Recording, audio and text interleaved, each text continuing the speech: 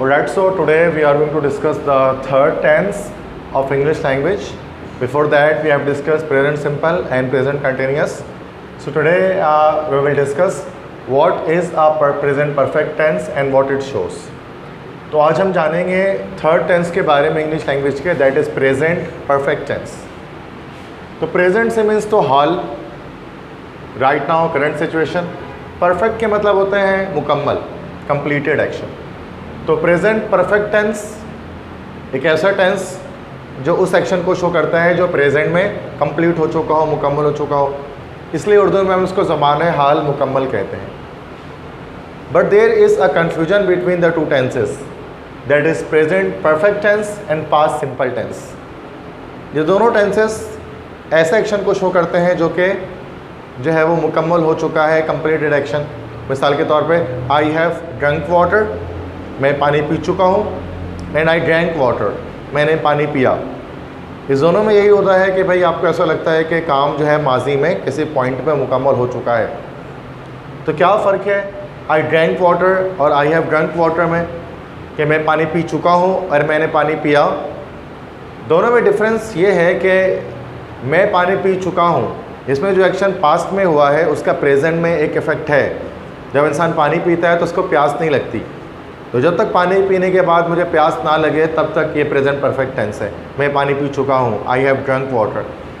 और अगर पानी पीने के बाद मैंने पास्ट में पानी पिया और उसके बाद मुझे प्यास लगनी शुरू हो गई तो फिर यह बन जाएगा पास्ट सिंपल टेंस, क्योंकि प्रेजेंट के एक्शन का पास्ट में इफेक्ट नहीं है.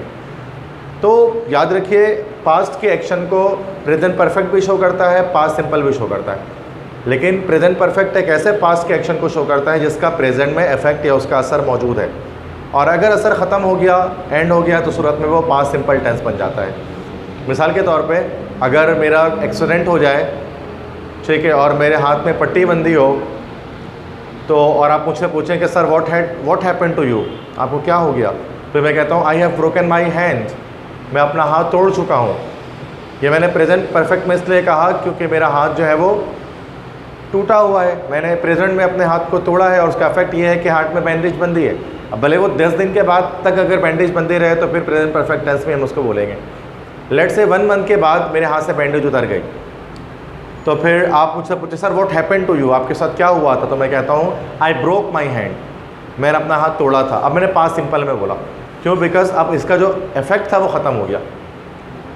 तो due to the complexity of this tense, Americans never use present perfect tense. Only British people use present perfect tense, while the Americans never use this tense. They use past simple tense instead of present perfect tense. वो present perfect की जगह past simple को इस्तेमाल करते हैं. मिसाल के तौर पे जब पाकिस्तान मैच जीत जाता है किसी क्रिकेट टीम में, कोई क्रिकेट मैच में पाकिस्तान जब मैच जीत जाता है, तो अब इन दैट केस क्या होता है कि जो खिलाड़ी वगैरह होते हैं, बैट्समैन होते हैं, वो सारे के सारे वो जो है वो सेलिब्रेट कर रहे होते हैं. और नीचे लिखा हुआ होता है कि Pakistan won the match, past simple tense में. तो वो असल में लिखा हुआ है Pakistan has won the match, but चूँकि वो अमेरिकन इंग्लिश को फॉलो करती है ज़्यादातर, मतलब कमेंटेटर्स वगैरह, इस वजह से उसमें पाकिस्तान वन द मैच लिखा होता है, बजाय प्रेजेंट परफेक्ट के पास्ट सिंपल यूज़ किया जाता है. अगर से वो एक ऐसा एक्शन होता है जो पास्ट में कंप्लीट हो चुका है लेकिन उसका इफेक्ट अब तक मौजूद है, चूँकि लोग सेलिब्रेट कर रहे हैं सारे खिलाड़ी. तो इसी प्रेजेंट परफेक्ट टेंस के बारे में हम जानते हैं. प्रेजेंट परफेक्ट टेंस जब भी आता है तो उसमें हमेशा वर्ब की जो है वो थर्ड फॉर्म को इस्तेमाल किया जाता है, चाहे वो प्रेजेंट परफेक्ट हो, पास्ट परफेक्ट हो, फ्यूचर परफेक्ट हो. तो वर्ब के थर्ड फॉर्म जो है वो ख़ास है परफेक्ट टेंसेस के लिए, ठीक है. तो 2 यूजेजेस हम डिस्कस करेंगे आज प्रेजेंट परफेक्ट टेंस के. पहला यूजेज जो भी मैंने आपको बताया, a past action with a present perfect, माजी में हुआ हुआ ऐसा काम जिसका प्रेजेंट में इफेक्ट मौजूद है, तो उसको हम लोग कहते हैं प्रेजेंट परफेक्ट टेंस. हम उसको शो करते हैं. बहुत सारे लोग कहते हैं कि भाई प्रेजेंट परफेक्ट टेंस में वो एक्शन शो किया जाता है जो बिल्कुल अभी अभी मुकम्मल हुआ हो. तो ऐसी कोई बात नहीं है. अगर एक्शन 1 साल पहले भी हुआ है और उसका इफेक्ट अब तक मौजूद है तो सूरत में उसको प्रेजेंट परफेक्ट टेंस में ही जो है वो कहा जाएगा, लिखा जाएगा, ठीक है. तो जैसे टाइमलाइन डायग्राम में अगर हम देखें तो टाइमलाइन में ये पास्ट होता है, ये फ्यूचर है, दिस इज़ द प्रेजेंट. तो एक्शन पास्ट में कहीं पर हुआ होगा किसी पॉइंट में और इफेक्ट उसका प्रेजेंट में मौजूद होगा. ये इफेक्ट है और ये एक्शन है। तो इस तरह से टाइमलाइन में उसको हम ड्रॉ करते हैं। आइडेंटिफिकेशन कैसे पहचानते हैं? उर्दू में अगर लिखा हो तो फिर इन केस जुमलों के आखिर में अलिफ है, छोटी ये है या बड़ी ये हैं, इस तरह के अल्फाज आते हैं। जैसे चुका है, चुकी है, चुके हैं, लिया है, दिया है, किया है, गया है, इस तरह के अलिफ है, छोटी है, बड़ी है, इस तरह के अल्फाज आते हैं। This is the identification of present perfect tense. Formula क्या होगा भाई? सब्जेक्ट के साथ हैज़ हैव को इस्तेमाल करेंगे। यहाँ पर जो ये हैज़ हैव इस्तेमाल हो रहा है, this is the helping verb. यही हैज़ हैव हमने प्रेजेंट सिंपल टेंस में भी इस्तेमाल किया है, बट वहाँ पर यह हैज़ हैव पॉसेसिव वर्ब के तौर पर इस्तेमाल हुआ है, मलकियत बताने वाले वर्ब के तौर पर इस्तेमाल हुआ है। I have a book, she has a car. तो वहाँ पर कोई वर्ब की दूसरी और कोई फॉर्म इस्तेमाल नहीं हो रही थी, बल्कि हैज़ हैव खुद एक मेन वर्ब के तौर पर इस्तेमाल हो रहा था इन प्रेजेंट सिंपल टेंस। लेकिन प्रेजेंट परफेक्ट टेंस के अंदर हैज़ हैव एक हेल्पिंग वर्ब के तौर पे आता है, जो हेल्प करता है किसी मेन वर्ब की in the formation of sentence. तो ये हेल्पिंग वर्ब मदद कर रहा है वर्ब की थर्ड फॉर्म की, तो इसके फॉर्म बाद वर्ब की थर्ड फॉर्म आ जाएगी, देन ऑब्जेक्ट। जब नेगेटिव बनाएंगे, इंकारिया जुमले बनाएंगे, तो फिर क्या करेंगे? हैज़ हैव के फ़ौरन बाद हम नोट लगा लेंगे, देन वर्ब की थर्ड फॉर्म, देन ऑब्जेक्ट। और जब हम इंटरोगेटिव बनाएंगे तो in that case has have को हमें पहले यूज़ करना पड़ेगा, और एट द एंड हम क्या करेंगे? क्वेश्चन मार्क लगा देंगे which shows an interrogative sentence, सवालिया जुमला। हेल्पिंग वर्ब यूजेज के हैज़ का इस्तेमाल करेंगे, हैव का इस्तेमाल करेंगे। तो आई, यू, वी, दे या फिर किसी प्लूरल नेम के साथ हमेशा हम हैव को इस्तेमाल करते हैं। और ही, शी, इट और कोई सिंगुलर नाम अगर हो, जैसे अली, फैसल, फरहान, आयशा, तो उन सब के साथ हम हैज़ को इस्तेमाल करते हैं। ठीक है, तो ये हैज़ और हैव के इस्तेमाल आपको पता होने चाहिए कहाँ कहाँ पर यूज़ हो रहे हैं। और एक नोट याद रखें, इंपॉर्टेंट बात, कि never mention a past time in this sentence. Sentence में कभी भी कोई पास्ट टाइम मेंशन नहीं करेंगे, लाइक यस्टरडे, या फिर कोई डेट मेंशन नहीं करेंगे, ऑन संडे, ऑन ट्यूसडे, ये कोई डे मेंशन नहीं करेंगे, कोई मंथ मेंशन नहीं करेंगे। Why? Because the action is not any way important in this type of sentence. Action important नहीं है, बल्कि जो इफेक्ट है ना प्रेजेंट में, वो इंपॉर्टेंट होता है प्रेजेंट परफेक्ट टेंस में, तभी तो ये प्रेजेंट का टेंस है। तो एक्शन, इसलिए हम action, time of the action कभी प्रेजेंट परफेक्ट टेंस में शो नहीं करते। कुछ सूरतों में करते हैं, मतलब प्रेजेंट के टाइम को शो करते हैं, पास्ट के टाइम को शो नहीं करते। तो यहाँ हम इट के एडवर्ब पार्टिकल्स अगर हम देखें कि कौन कौन से एडवर्ब इस्तेमाल किए जा सकते हैं प्रेजेंट परफेक्ट टेंस के अंदर, सबसे पहले हमारे पास टुडे। यस्टरडे इस्तेमाल नहीं कर सकते, बट टुडे इस्तेमाल कर सकते हैं, मतलब आज। तो I have finished the work today, मैंने आज काम ख़त्म किया है अपना। तो यहाँ पर देखें हैज़ हैव के साथ वर्ब के थर्ड फॉर्म आई, फिनिश्ड। ठीक है, देन लास्ट में टुडे आपने इस्तेमाल कर लिया। एडवर्ब को स्टार्ट में भी इस्तेमाल कर सकते हैं, बट इन दैट केस क्या होगा कि आपका सबऑर्डिनेट क्लॉज पहले आ जाएगा, तो कॉमा इस्तेमाल करना पड़ेगा। Today comma I have finished the work, ये भी हो सकता है। जस्ट के असल में तीन अलग अलग मायने होते हैं। एक तो जस्ट के मायने होते हैं, जस्टिस से निकला है, इंसाफ वाला एडजेक्टिव है वो। एक जस्ट के मायने होते हैं सिर्फ आई have just 10 rupees in my pocket, एक ये जस्ट है। और एक जस्ट होता है जिसका मतलब होता है अभी अभी, just now. I have just seen a lion, तो हैज़ हैव के बाद जस्ट आता है। I have just seen a lion, मैंने अभी अभी एक शेर को देखा है। तो जस्ट को भी एज अ हम एडवर्ब इस्तेमाल कर सकते हैं प्रेजेंट परफेक्ट में। तो adverbs are like spices for the sentence. ये स्पाइसेस की तरह होते हैं, मतलब मसाले जात की तरह होते हैं। जैसे बिरयानी के अंदर आप मुख्तलिफ मसाले जात जब डालते हैं तो बिरयानी का टेस्ट अच्छा हो जाता है, बिल्कुल वैसे सेंटेंस के अंदर जब एडवर्ब आप इस्तेमाल करते हैं तो क्या होता है कि उस एडवर्ब के उस सेंटेंस के अंदर खूबसूरती आ जाती है। ठीक है, उसके अंदर कोई ब्यूटीफाई हो जाता है सेंटेंस एक तरह से। तो जस्ट मतलब अभी अभी, I have just seen a lion in the jungle. Already, already मतलब पहले ही, सिंगल एल से होता है ये ऑलरेडी, मतलब पहले ही। ये भी हैज़ हैव के बाद आता है। I have already sent her a message, मैंने पहले ही उसे एक पैगाम भेज दिया है, मैं पहले ही उसे एक पैगाम भेज चुका हूँ। तो ऑलरेडी भी इस्तेमाल कर सकते हैं समटाइम्स। ऑलरेडी प्रेजेंट परफेक्ट के लिए ख़ास है, तो जिसका मतलब होता है पहले ही। सेंड की सेकंड फॉर्म है सेंट, सेंड फर्स्ट फॉर्म होती है, सेंट सेकंड फॉर्म होती है, थर्ड फॉर्म भी सेंट ही होती है। तो I have already sent her a message. इस तरह नेक्स्ट हमारे पास एडवर्ब है सो फॉर और येट।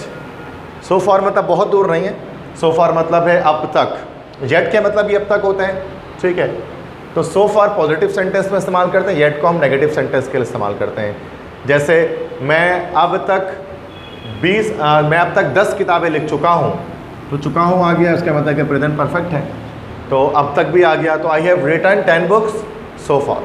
सो फॉर मतलब अब तक एंड में यूज़ करते हैं, this is the adverb here. इस तरह से येट भी इस्तेमाल कर सकते हैं। येट जो है वो नेगेटिव के लिए इस्तेमाल करते हैं। जैसे तुमने अब तक खिड़की बंद नहीं की है, ये तुमने अब तक खिड़की को बंद नहीं किया है, तो you have not close the window yet.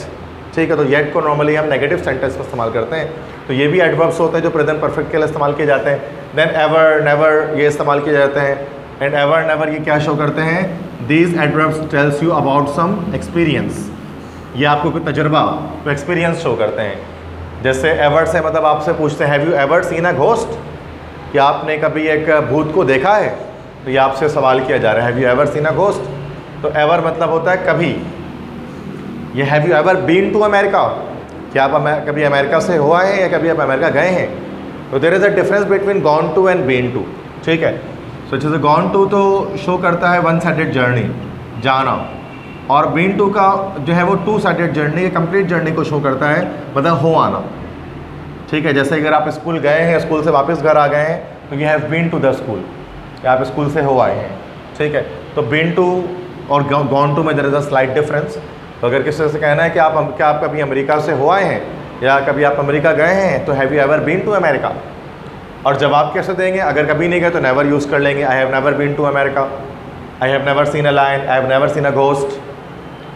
या फिर अगर कभी देखा है एक दो बार तो वंस ट्वाइस इस तरह से कह देंगे, I have seen a ghost once, I have seen a ghost twice, I have seen a ghost thrice, I have seen a ghost 4 times, I have seen a ghost 5 times. तो once twice thrice के बाद adverb of frequency हम different तरह से इस्तेमाल कर सकते हैं, 4 times, 5 times, 6 times, 7 times, 8 times और इस तरह से।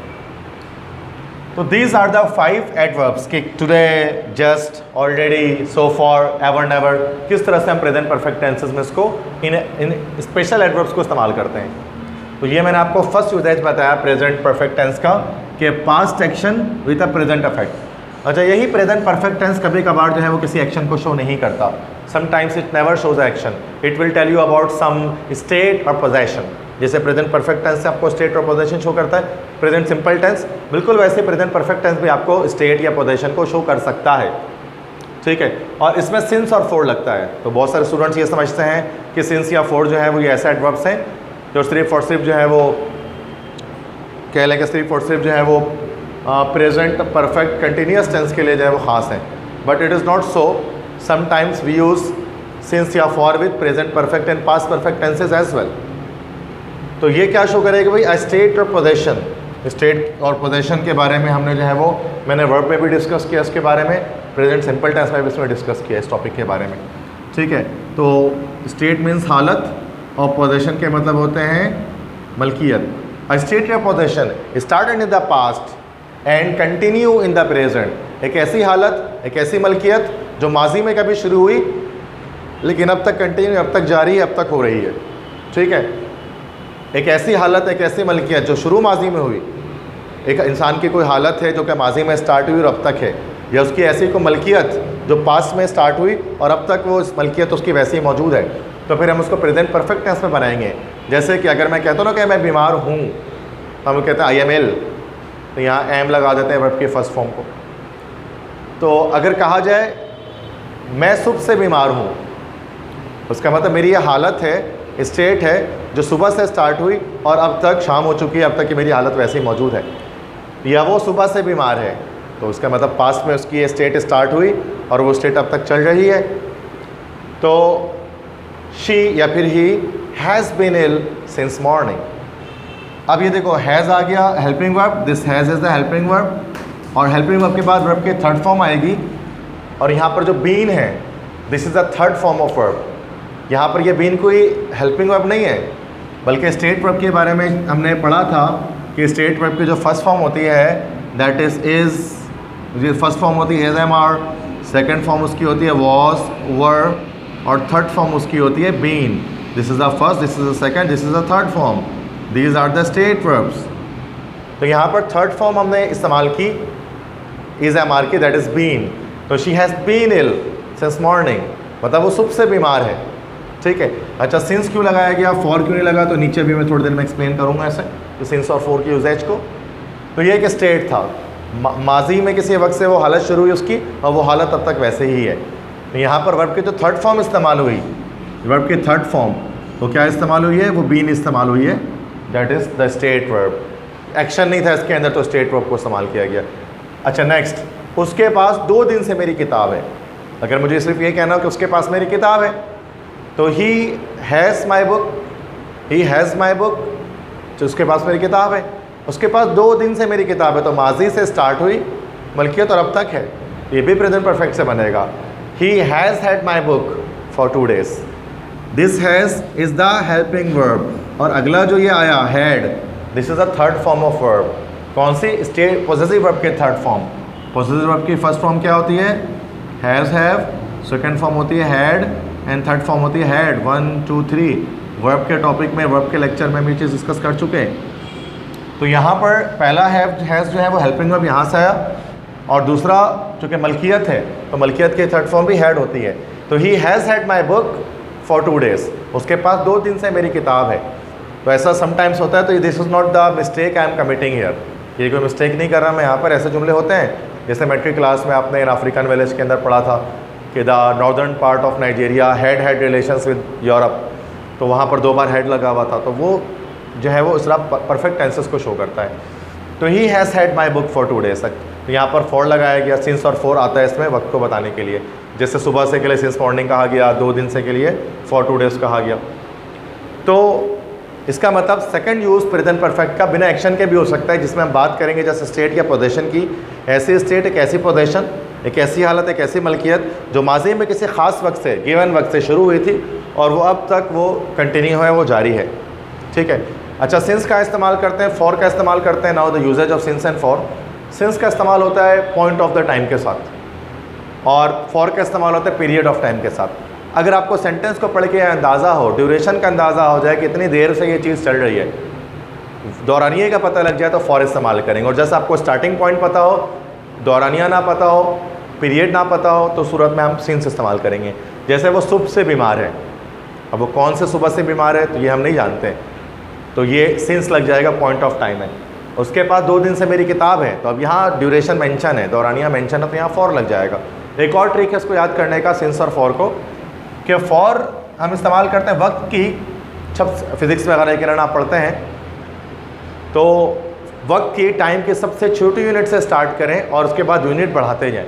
सबसे छोटी यूनिट होती है सेकंड, सेकंड से बड़ी यूनिट होती है मिनट्स, मिनट से बड़ी यूनिट होती है आवर्स, आवर्स से बड़ी यूनिट होती है डेज, डेज से बड़ी यूनिट होती है वीक, वीक से बड़ी यूनिट होती है मंथ, मंथ से बड़ी यूनिट होती है ईयर, फिर डिकेड, सेंचुरीज, मिलेनियम्स। इन सब के साथ हम फॉर इस्तेमाल करते हैं, और जो बाकी बच गए उन सब के साथ हम सिंस इस्तेमाल करते हैं। ठीक है। तो ये देखो, टाइम की छोटी यूनिट से बड़ी यूनिट तक जाओगे, पूरी एक लिस्ट तैयार हो जाएगी इसमें। This is the trick for remembering the uses of for. और इसके साथ फॉर इस्तेमाल नहीं होगा, उसके साथ सिंस इस्तेमाल होगा।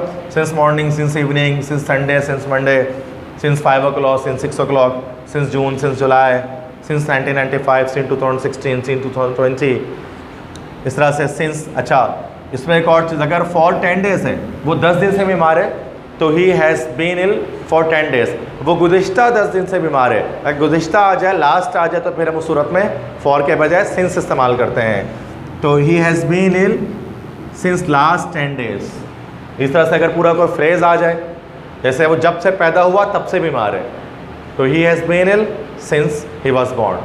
ठीक है। तो किसी फ्रेज़ के साथ, या वो बचपन से बीमार है, he has been ill since childhood, तो चाइल्डहुड के साथ भी सिंस लगता है। So these are the usages of since and for, कि अगर आपको इस प्रेजेंट परफेक्ट टेंस के सेकंड यूज़ में अगर आपको सिंस और फॉर इस्तेमाल करना है तो आप किस तरह से करेंगे। So here in this lecture we discussed the third tense, and for somehow this tense is quite difficult for the non native speakers of English language like we the Pakistani people. So that's why we have to understand in the manner which I have told you.